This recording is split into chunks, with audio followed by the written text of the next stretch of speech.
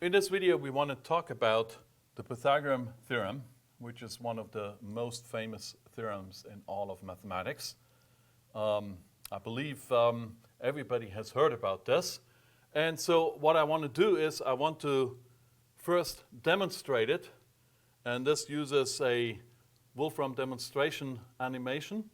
And then I will use that demonstration and actually develop a proof of why this is true. So what you see here on the right is a red triangle, and on the top, that's where the right angle is. And then you see the three squares. And so let me just rewrite Pythagorean theorem just in case you have forgotten.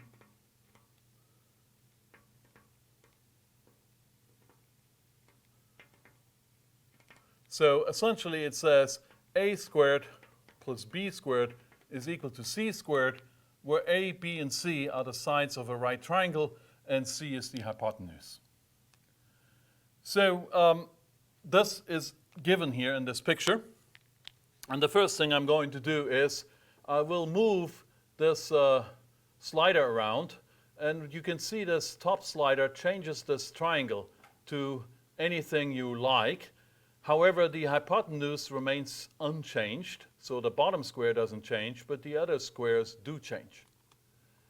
The second slider does the following. It takes these blue areas and slides them up, and you can see these blue areas can be assembled to be one of those squares. And then the third slider takes the little green square and slides it into its place. So this says the blue area and the green area, that's a squared plus b squared. And if I slide this over here, you can see that these two areas give you c squared.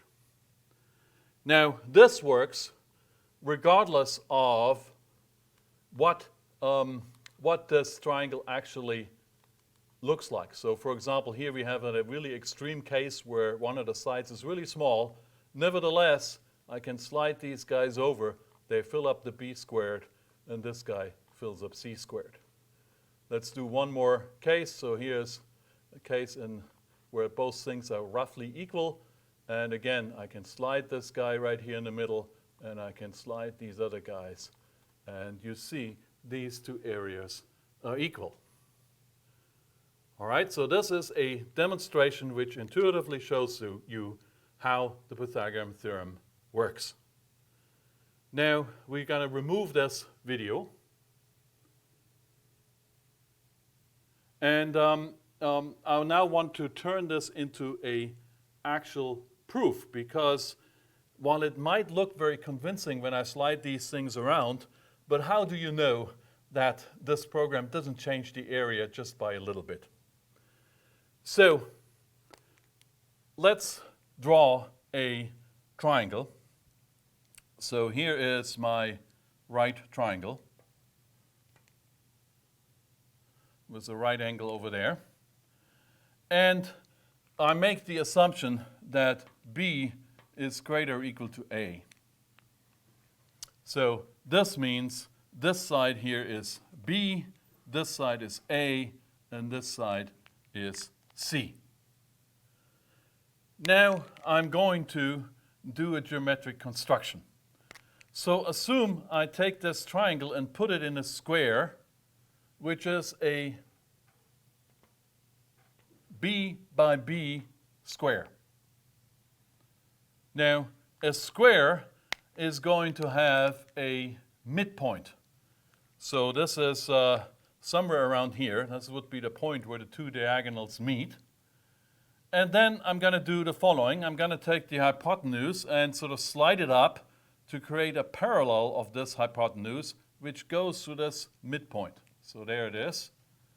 And then I'm going to take the perpendicular of this through that midpoint, and this gives me roughly something like this. All right, so now if I concentrate on this, what you see that we have 4 quadrilaterals, and I shaded one of those quadrilaterals. Now, these are the same quadrilaterals you saw in this animation. So the first thing I want to convince you of is these four quadrilaterals are congruent. That's just a technical term. They're essentially the same. How do you know that? Well, I do know this because when I rotate this figure by symmetry, there's a fourfold symmetry. So I can rotate this guy to this guy, or to this guy, or to this guy. So this is a completely symmetrical figure. So each of these quadrilaterals is exactly the same. Now, I claim that we can compute the lengths of the four sides of each of these quadrilaterals. So let's start with an easy thing. So when we slide up C, then of course this is also C. And since this is the midpoint, C gets divided into two. And so this side has length C over 2. Now, by rotational symmetry, this line here has exactly the same length as this line, and so this means this side is also C over 2. Now things will be a little harder. So let's begin as follows. Suppose I'm going to call the distance from here to here x. Then, since this red line was moved up in parallel, this is also x. Now, by rotational symmetry, when I rotate this got to be x, and if I rotate it one more time, this also has to be x. So from this, I get the following equation. 2x is plus a gives you the side length of that square, which is b. And so from this, I calculate that x is equal to b minus a over 2. So I do know the length of this side. What is it? It is b minus a over 2. All right. So now what is missing? What is missing is the bottom side of this quadrilateral. Now that is also very easy to compute if you think about the following. The short side shows up here. So this is again b minus a over 2.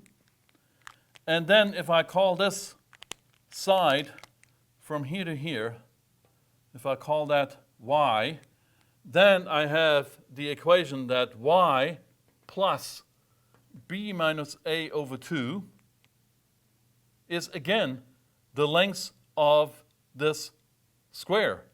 So this is b.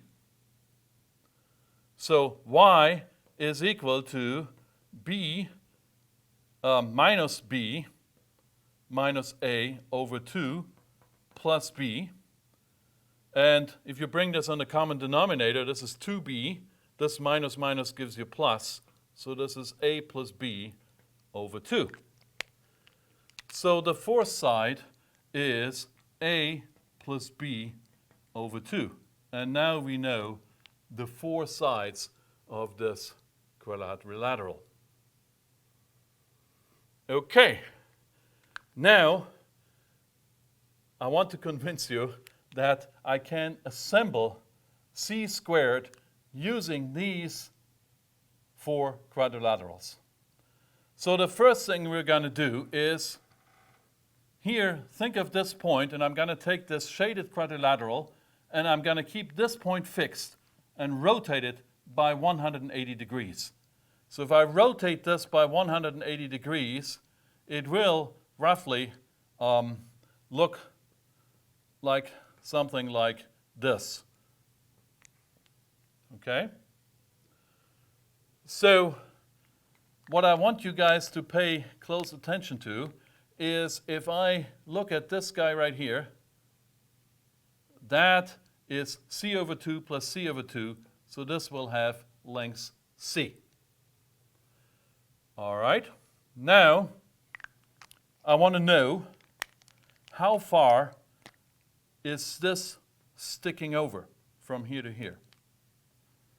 Well, what I do know is, so if I call this z, then I can compute this z as follows. I know that z plus b minus a over 2 is the long side of this quadrilateral, which is b plus a over 2. And so I can solve this for z by adding it on the other side.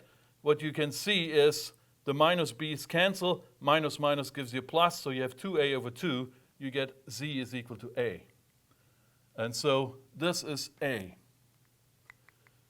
All right, so we're almost there. What's the next step? I'm going to take this point here and I rotate this guy right here again by 180 degrees. So if I rotate it by 180 degrees, how will it look like? Well, it will essentially sort of look like this.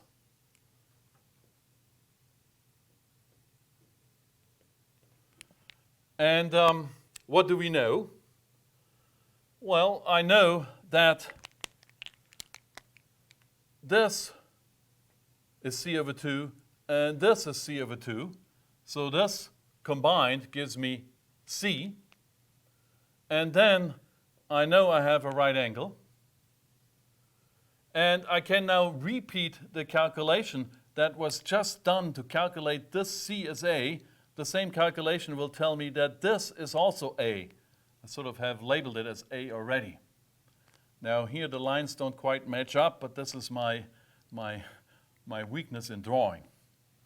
So what is the last thing to do? Well, the last thing to do is you take this guy on the top left and you simply slide it into the place over here. And if I slide it into this place, what do I get? Well, what I do get is a, and now you can see my drawing was off. So this was not good. So what I get sort of will look like this. And what do I know? Well, this quadrilateral had a right angle here. So we have a right angle here, we have a right angle here, right angle here, and right angle here. So if I now look at this wiggly line thing, so these wiggly lines